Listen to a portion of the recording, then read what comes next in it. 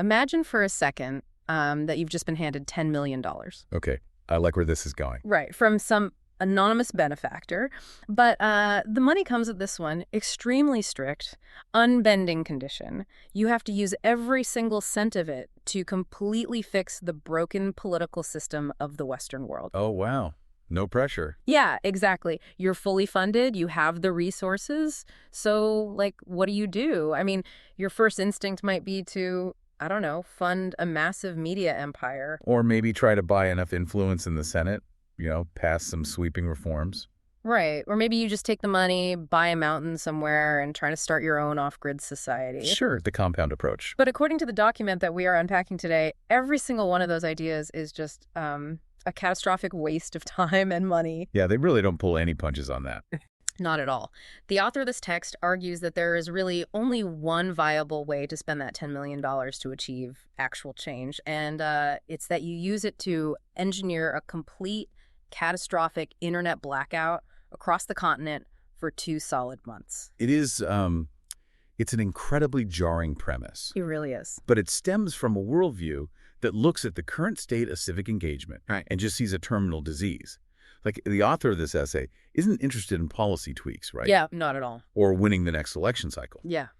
They're making this sweeping, deeply skeptical argument that the entire Western political order, like everything we understand about liberal democracy, voting, institutional power, they think it's already dead. Right. We just haven't realized it yet. And because the system is dead, they view traditional political participation as basically a complete fool's errand. They're demanding that we stop trying to save the current machinery and start preparing for this totally undefined, incredibly harsh future. So today is Saturday, June 20, 2026, and we are taking a deep dive into this highly provocative, deeply controversial manifesto.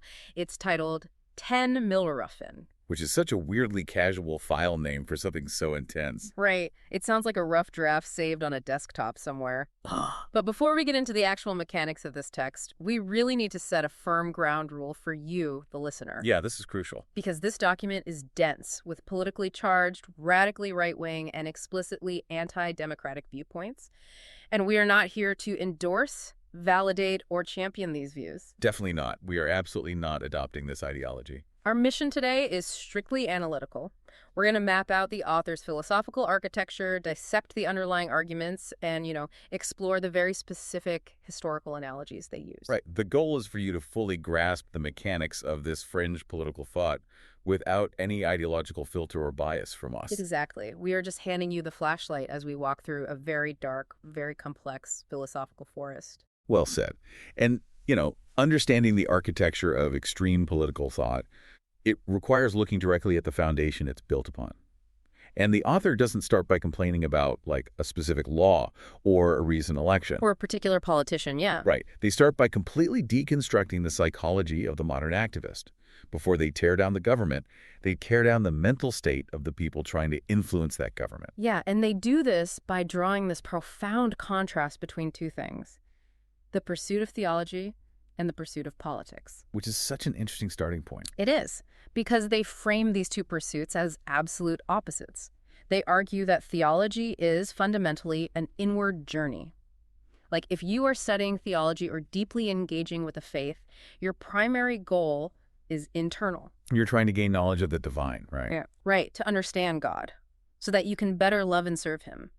The transformation happens inside your own mind and soul. Any external effect, like acting more charitably toward your neighbor or volunteering in your community, that's secondary. It's a byproduct of the internal work. The directionality is key there, I think. Theology moves from the inside out.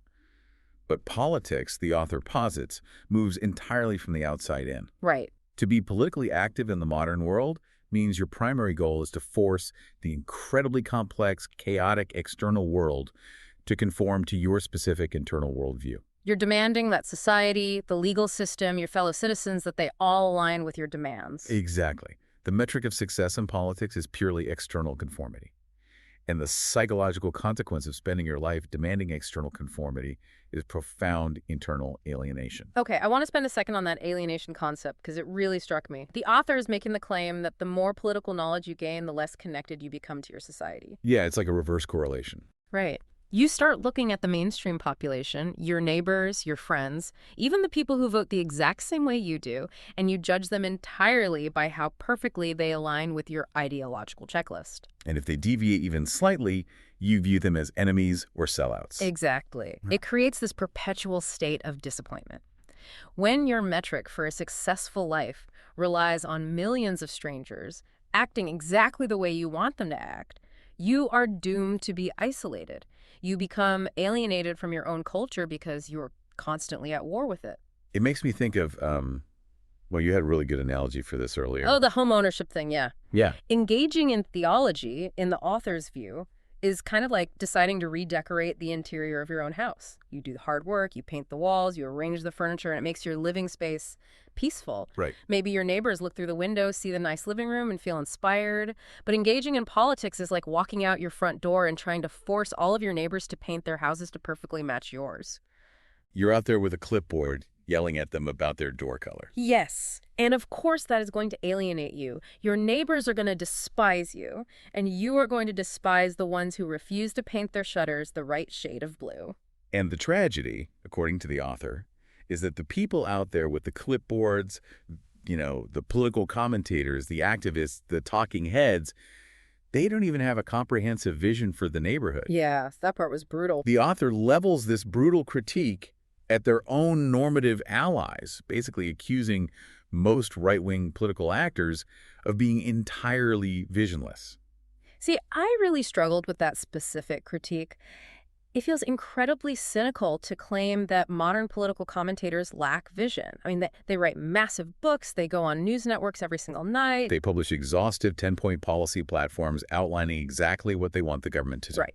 How can the author look at a detailed policy platform and say, this person has no vision? Well, the author draws a sharp distinction between having a list of demands and having a true political vision. They introduced this concept called ethereal desires. Ethereal desires. Yeah, ethereal desires are basically individualized policy demands that exist, totally segregated from the reality of how the world actually functions. A commentator might demand policy X because it sounds really good to their base. Right, it gets clicks. Exactly. Yeah. But they never bothered to calculate the massive cascading follow-on effects that policy X will inflict on the nation. They are essentially pulling levers on a massive, complex machine and just praying for a prize to drop out without ever bothering to understand the gears inside. That's a perfect way to put it. Yeah. And to ground this in reality, the author uses a very controversial example from their own side of the political aisle.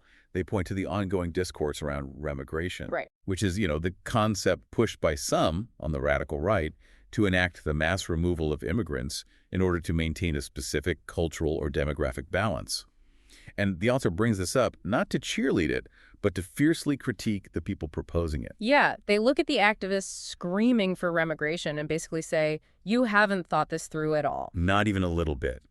The author points out that if a Western nation actually utilized the power of the state to enact a massive sudden demographic removal, the immediate follow-on effect would be a catastrophic economic shock. You would be removing a colossal chunk of the labor force and the consumer base overnight. The supply chains would fracture, businesses would collapse, and life would become significantly materially harder for the average citizen left behind. The author's point is that if you were going to demand a massive demographic shift, you cannot just shrug off the economic devastation that will follow. You have to have secondary and tertiary policies ready to mitigate that shock. Or at the very least, you have to be honest with the populace and prepare them mentally and materially for a long period of intense economic hardship. And if you aren't doing that, you aren't a visionary. You are just a child making a wish.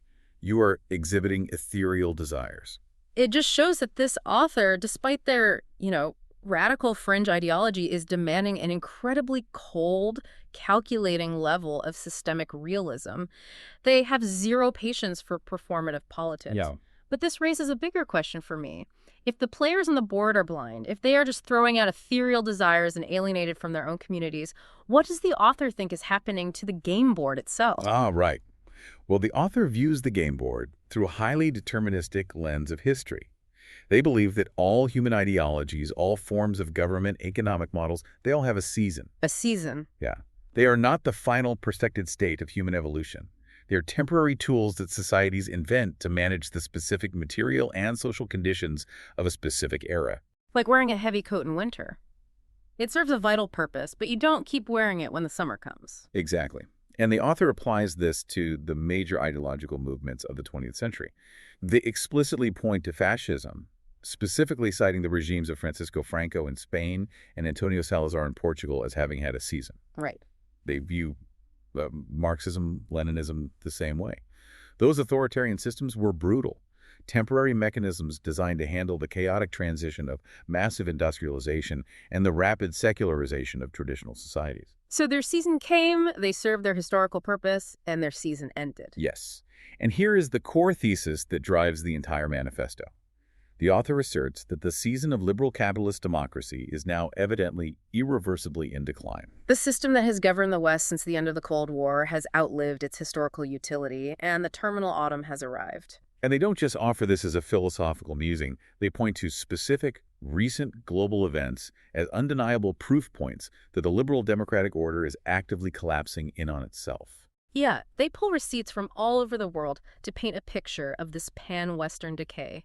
They start in Eastern Europe, pointing to Romania in late 2024. Right, the election. They cite the Romanian Constitutional Court's decision to suddenly annul the first round of the presidential election, stripping the victory from Călin Georgescu, a right-wing populist. And to the author, this isn't a legal dispute. This is a blatant, undeniable example of the system ripping off the mask. They see it as the ruling elite simply deciding that democracy is only allowed to function when the populace votes for the pre-approved candidates. The moment the wrong person wins, the democratic process is instantly overridden by institutional fiat. And moving from Eastern Europe to the Anglosphere, they point to Great Britain and Canada. The author highlights the increasing restrictions on media access, the policing of digital speech, and the aggressive groundwork being laid for comprehensive digital ID systems. Exactly. In the author's framework, a healthy liberal democracy doesn't need to constantly surveil and restrict its citizens. These actions represent a dying state, abandoning the foundational liberal freedoms of privacy and movement in a desperate bid to maintain control over a fracturing population. And then they turn their sights on the United States. They point to the complete corporate capture of the political apparatus. They specifically cite U.S. Representative Thomas Massie, who has been very vocal about the blatant purchasing of elections and the power of lobbies. Right. The author uses this to argue that America is no longer a functioning democracy, but a thinly veiled oligarchy where corporate power writes the legislation and the politicians are merely paid actors performing for the cameras. And the evolution of this skepticism is a crucial part of the author's analysis. They acknowledge that for decades, calling American democracy a fictive illusion was a deeply fringe position. Yeah, you only heard that kind of rhetoric from the radical left or from, extreme conspiracists like Alex Jones. The mainstream right fundamentally believed in the sanctity of the institutions. But the author identifies a massive historical catalyst that normalized this systemic nihilism for the mainstream right, the political career of Donald Trump. This analysis of Trump is fascinating because it completely defies the conventional narrative. I mean, if you are reading a radical, anti-democratic, right-wing manifesto, you would naturally assume the author views Trump as the ultimate revolutionary. The wrecking ball meant to smash the corrupt state. Right? Exactly. But the author views him as the exact opposite. Yeah, the author describes Donald Trump as the last, desperate hope to save the system as it is currently structured. They see Trump not as a revolutionary, but as a living, breathing avatar of the American dream. Wow. To this author, Trump is the ultimate embodiment of 20th century American values: capitalism, liberalism, civic nationalism, and the belief in the democratic process. They point out that the tens of millions of people who mobilized to vote for Trump actually gave the U.S. government a level of popular legitimacy and engagement it hadn't seen since the height of the Cold War. Trump wasn't trying to end the season of liberal capitalist democracy. He was the guy trying to keep the summer going into November. But the paradox at the heart of this analysis is that by trying to save the system, Trump inadvertently exposed its true nature to his own followers. Yes. The author argues that because the institutional establishment, the intelligence agencies, the media, the corporate elite reacted with such unprecedented, overwhelming hostility to Trump, it shattered the illusion for his base. Right, because remember, the author views Trump as the avatar of capitalism and liberalism. So if the elites are willing to destroy the system to stop the avatar of capitalism, it proves to the author's audience that the elite do not actually care about those values. The conclusion they draw from the Trump era is incredibly dark. The author believes the mask has slipped permanently.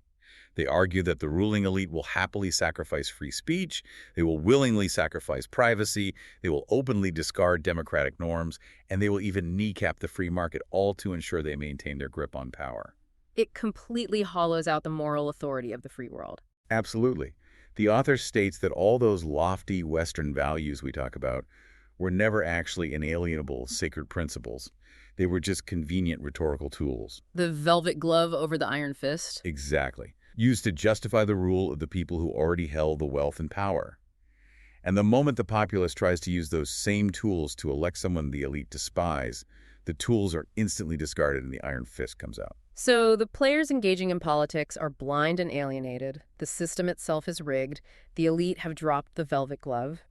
And the season of liberal democracy has entered its terminal winter. That's a global autopsy they lay out. Having laid that out, the author then makes a very specific geographical prophecy. They predict exactly where the global system is going to collapse first, and they base this entirely on the deep psychological profiles of two neighboring nations. Yeah, the author contrasts the inevitable fate of the United States with the fate of their own home country, Canada. They argue that the timeline of the collapse will be dictated by how deeply ingrained the spirit of submission or the spirit of rebellion is within the national character. They state unequivocally that the Western order will fall in America first. And the reason? Americans possess a profoundly, almost violently reactionary culture. The author views the American psyche as inherently wired to rebel against authority. They push this to the extreme, claiming that the American instinct for independence is so chaotic that they will rebel against all authority, quote, even gods. It is a systemic observation of hyper-individualism. The American default setting is suspicion of imposition from above. As the liberal democratic system continues its decline, it will increasingly rely on strict impositions and top-down control to manage the decay. And the author predicts that the American populace simply will not tolerate this. Right. The friction between a dying state demanding control and a populace genetically predisposed to rebellion will inevitably cause the United States to fracture and tear the system apart from the inside. It's like viewing America as a highly rebellious, volatile teenager.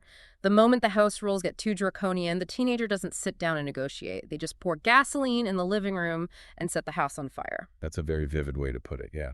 But then the author looks north to Canada and paints a picture of the exact opposite extreme.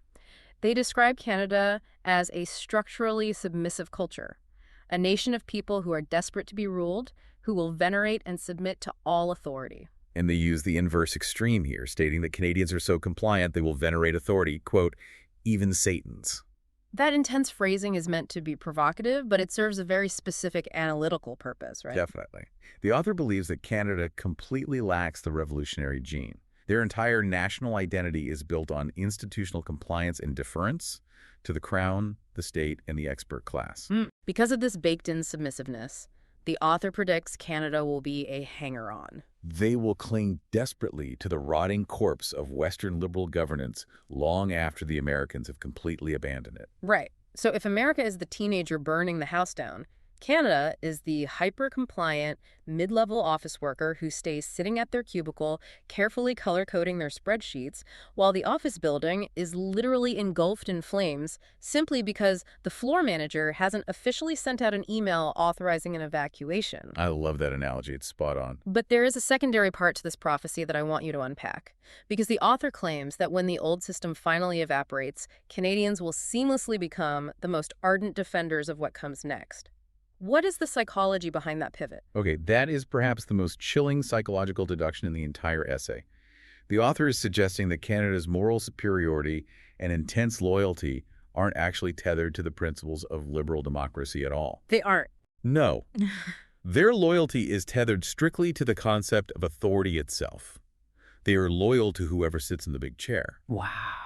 Therefore, once the American collapse triggers a global reset and a new system takes over, even if that new system is wildly authoritarian, restrictive, or completely alien to modern democratic values, Canadians will not form a resistance. They will just effortlessly transfer their submissiveness to the new regime. They will instantly adapt to the new rules, and they will enforce those new rules against their neighbors with the exact same self-righteous moral zeal that they currently use to enforce liberal democratic norms. They just need a rule book to follow, and they don't care who writes it. Exactly. Okay, so if we accept the author's premise that the system is rigged, that engaging with it is a fool's errand, that America will burn it down and Canada will blindly follow the next dictator, what is a dissident supposed to do today? Right, which brings us to the most fascinating methodical section of the manifesto, the $10 million thought experiment.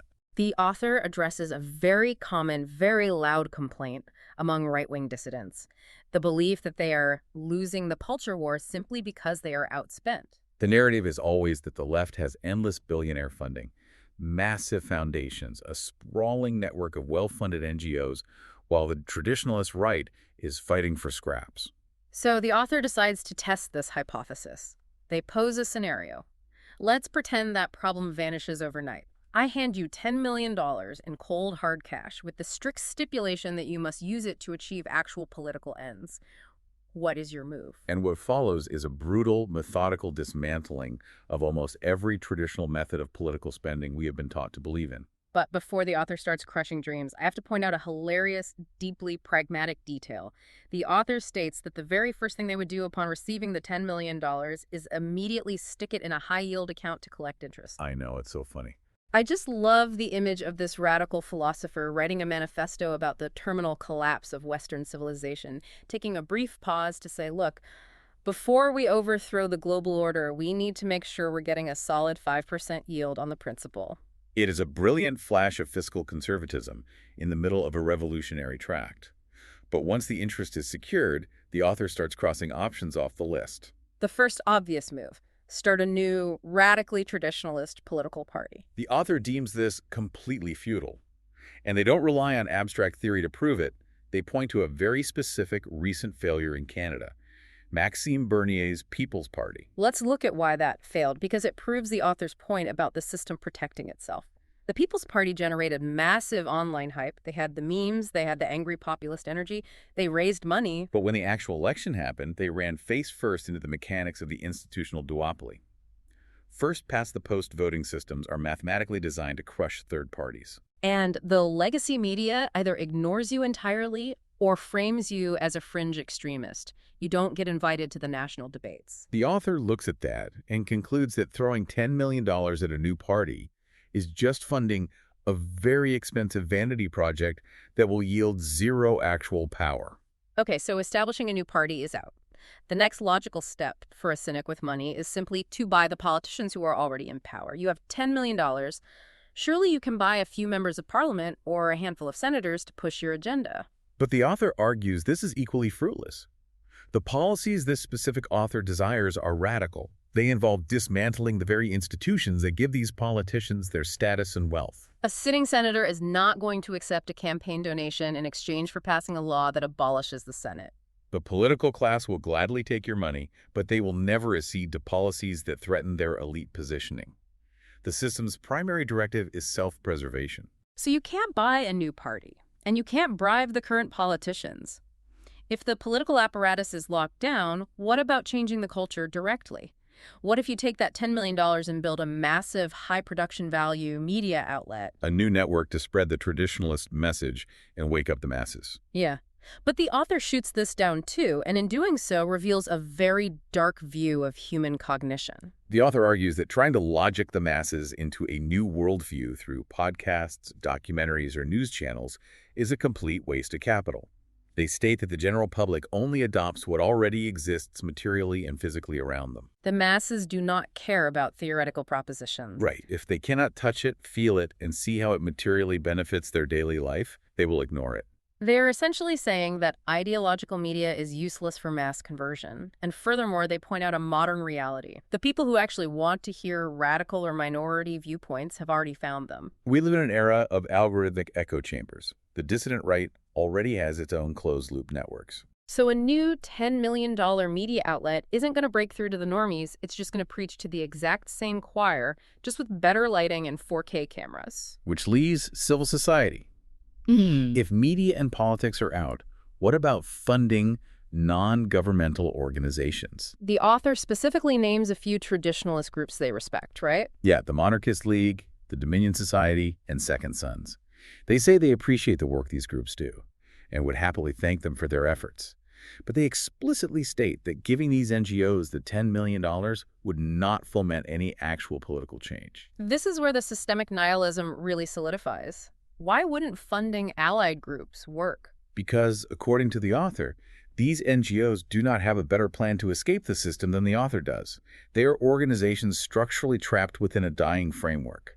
Giving them millions of dollars doesn't buy you a way out of the burning building. It just allows the NGO to buy nicer furniture for their office inside the burning building. It creates a comfortable career for a few traditionalist thinkers, but it doesn't move the needle of power 1 inch.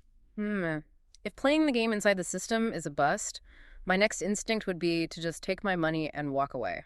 Opt out entirely. The commune idea. Yeah. I would take the 10 million, buy a few thousand acres of arable land in the middle of nowhere, invite 500 like-minded families, build a wall, and start my own traditionalist society.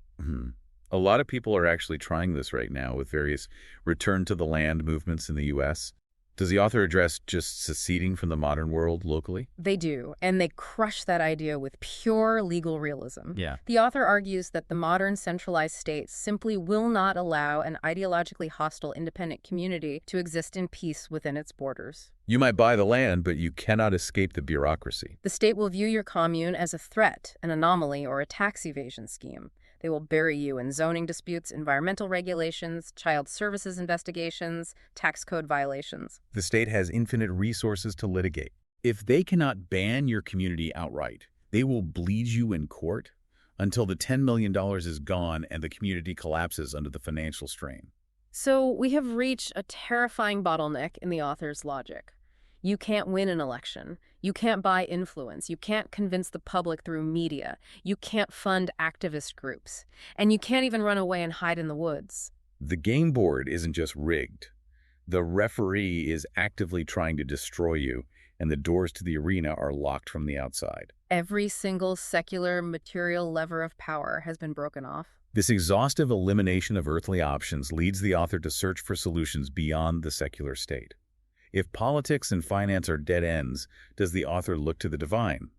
Can you use the $10 million to buy a spiritual revival that will eventually change the politics? This is a crucial pivot in the document.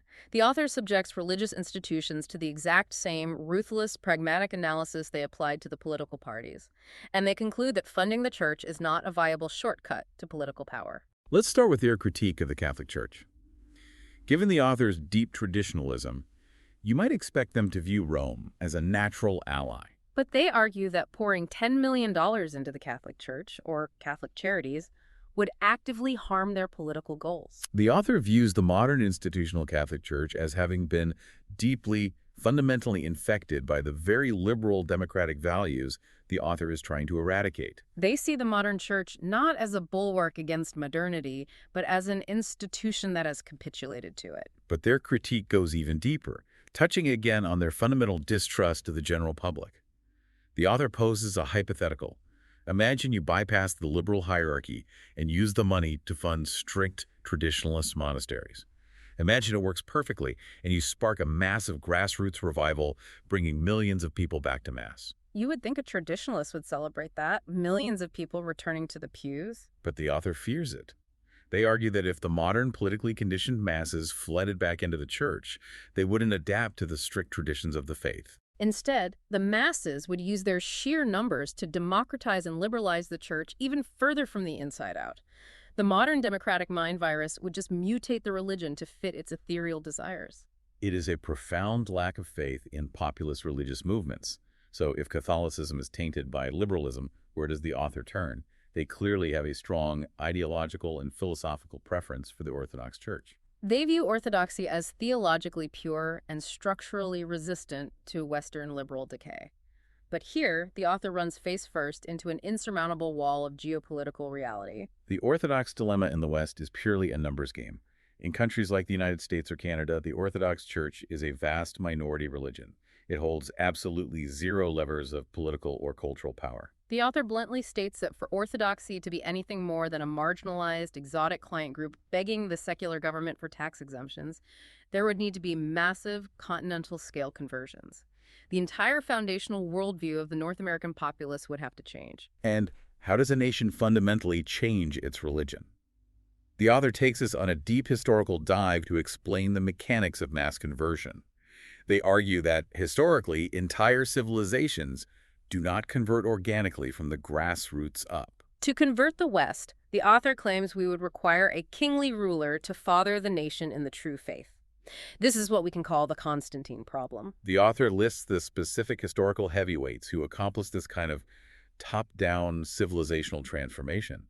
They cite St. Constantine, the Roman emperor, who ended the persecution of Christians and laid the groundwork for the Christianization of the entire Roman Empire. They point to St. Vladimir the Great, who violently consolidated power and then baptized the Kievan Russes. St. Sava, who secured the independence of the Serbian Orthodox Church. St. Stephen VI, the first king of Hungary, who ruthlessly crushed pagan rebellions to establish a Christian state. And then, nestled among these giants of history, the author includes a very specific, incredibly telling footnote about Clovis I, the king of the Franks. This footnote about Clovis I is arguably the most revealing paragraph in the entire text regarding the author's personal psychology. It really is.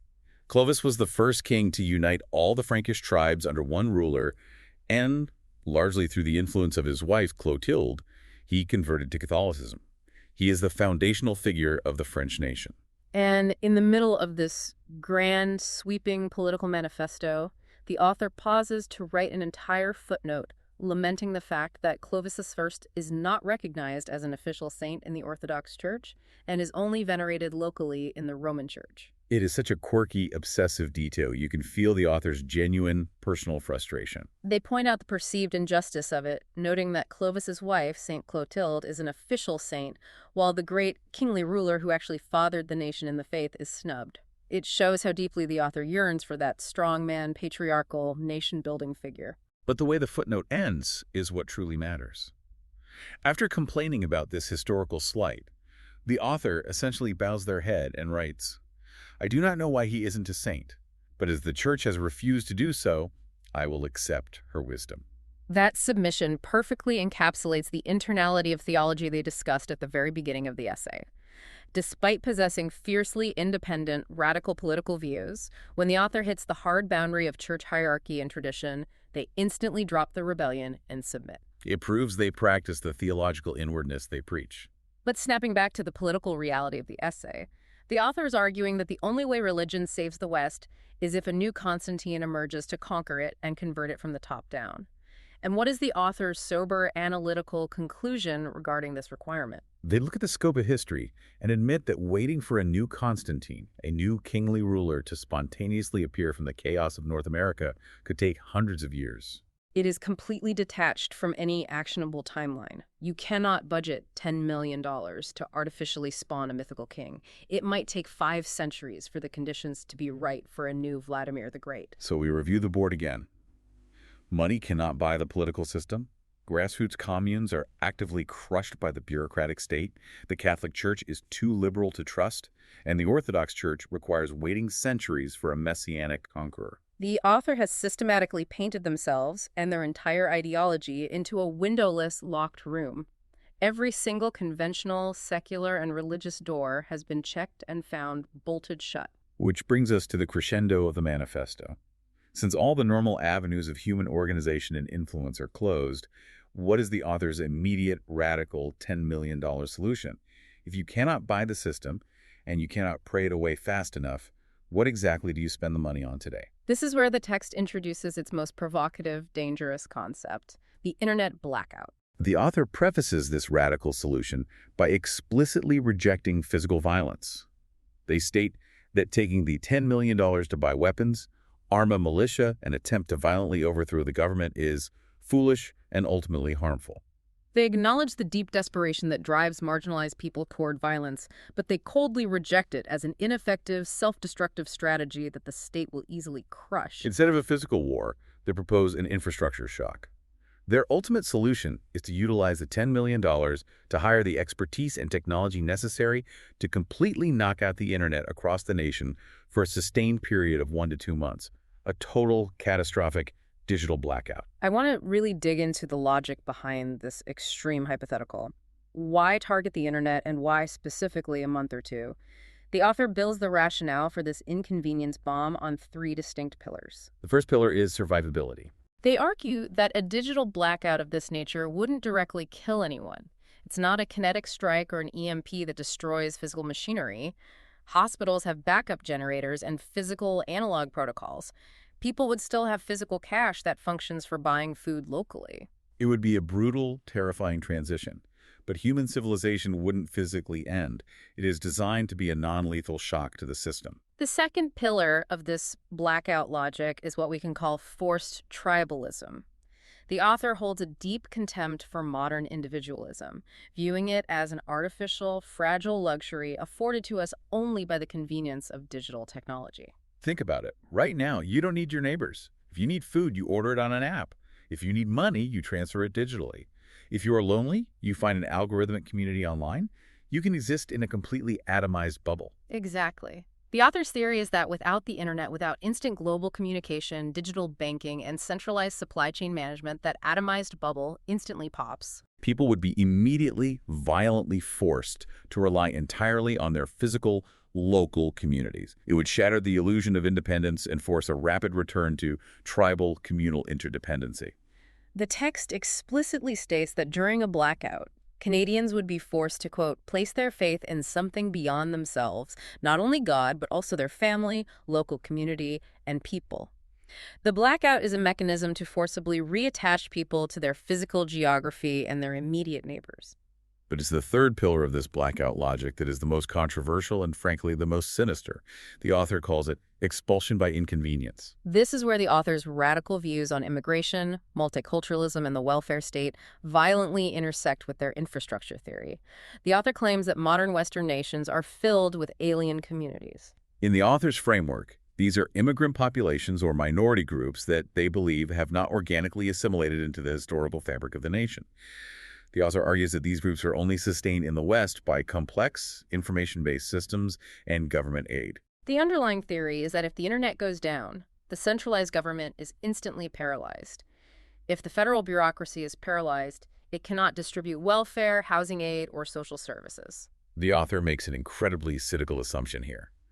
They assume that without that digital safety net, these alien groups, who supposedly have no deep organic attachment to the physical soil or the native culture, will simply pack up and voluntarily leave. They will self-deport because the inconvenience of surviving without state aid is too high. It is a breathtakingly callous view of the multicultural state.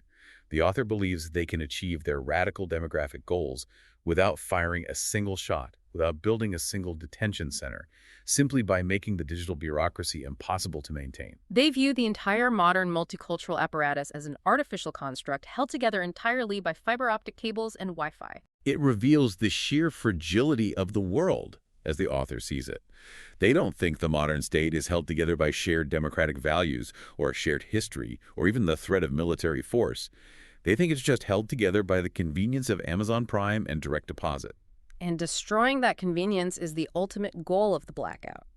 By stripping away the government's ability to provide services and the corporation's ability to deliver goods, all without using physical violence, the blackout completely destroys the perceived legitimacy of the ruling class. If the government cannot even keep the internet turned on, why should the populace obey their laws? The author doesn't see this blackout as the final victory. They see it merely as clearing the brush, laying a harsh physical foundation upon which a completely new localized culture can be built from the ashes. Okay, let's step into this hypothetical. The screen has gone dark. The internet is gone. The federal government has lost its legitimacy and evaporated. The slate of civilization has been wiped clean, and local communities are standing in the rubble, forced to build this new culture. But immediately, the author issues a massive, unyielding warning to their own followers about what they must not build. The author knows exactly what the instinct of traditionalists and conservatives will be the moment the modern system falls. Their immediate instinct will be to look backwards, to try and recreate a golden age from the past. But the author vehemently rejects this. They entirely reject the reactionary mindset. They lay down a harsh truth. You cannot go back. History does not have an undo button. You cannot wake up tomorrow and pretend it is the 1550s or the 1950s. The author specifically calls out groups like Russian monarchists dreaming of the Tsar or French traditionalists calling for a return to the Bourbon kings. They argue that when these advocates call for a return to historical monarchy, they are advocating for an alien concept that only exists in their imaginations. The author uses a very poetic, deeply mournful phrase to describe this. They say the monarchical soul of those specific nations has been irreversibly extinguished. You could theoretically find a descendant of French royalty and put a crown on his head in Paris tomorrow, but he wouldn't be a 17th century king. The forms of life, the deep social hierarchies, the religious assumptions, and the agrarian structures that gave that crown its actual meaning and power have completely vanished from the earth. A symbol cannot survive if the living tradition it represents is dead. Trying to resurrect it is just historical cosplay. Historical cosplay. It's like finding a beautiful antique suit of medieval armor, putting it on, and trying to walk around a modern city to go grocery shopping.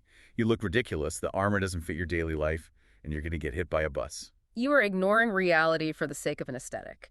And to prove just how culturally suicidal this cosplay can be, the author takes us on another deep, fascinating historical dive. This is their prime historical analogy: the tragic creation of modern Greece. This historical critique is essential to understanding the author's final thesis.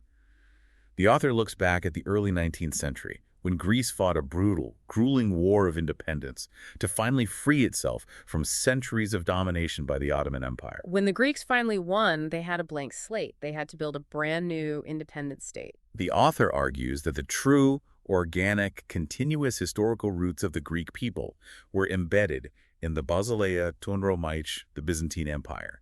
That was their authentic identity, a Christian, Orthodox, Eastern Roman civilization. But when you look at the modern state of Greece, they didn't build a new Byzantium. The author points out that instead of looking to their own continuous Christian history, they patterned their new national identity and their state institutions on pre-Christian, democratic, classical Athens. They skipped over 1,000 years of their own history to LARP as ancient Athenians. Why on earth would they do that? The author's diagnosis of this decision is tragic. They argue that living under centuries of Islamic Ottoman rule had deeply alienated the Greeks from their own Byzantine identity. The chain of tradition had been broken. So when they were suddenly free and needed to pick a new identity, they looked around and chose classical Athens. And they chose it for one specific, pathetic reason. Classical Athens held immense cultural prestige in the West. The major powers of Western Europe, Britain, France, Germany, were obsessed with the romantic philosophical idea of ancient Greece.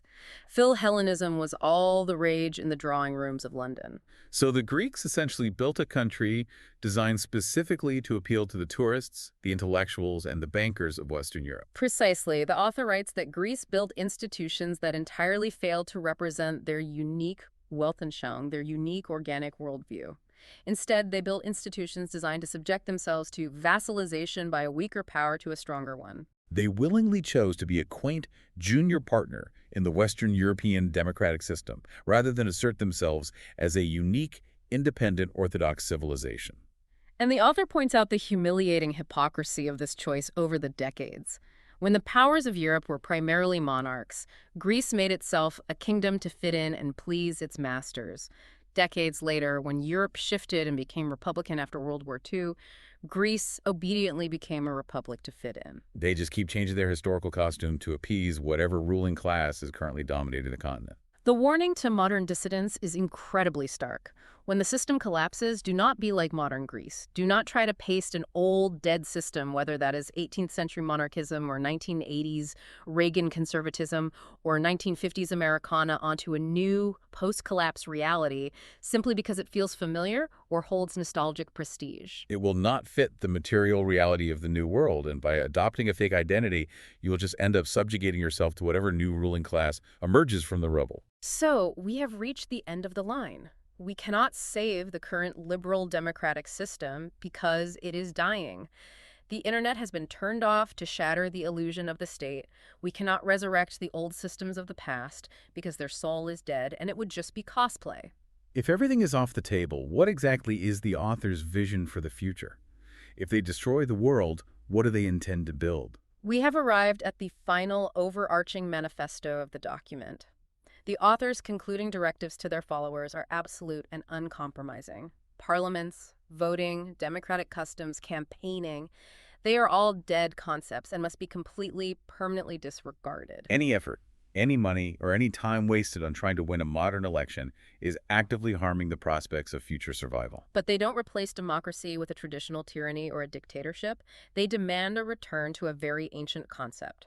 They argue that modern political science has fundamentally perverted the very definition of politics by making it entirely about the rights of the individual or the rights of minority interest groups.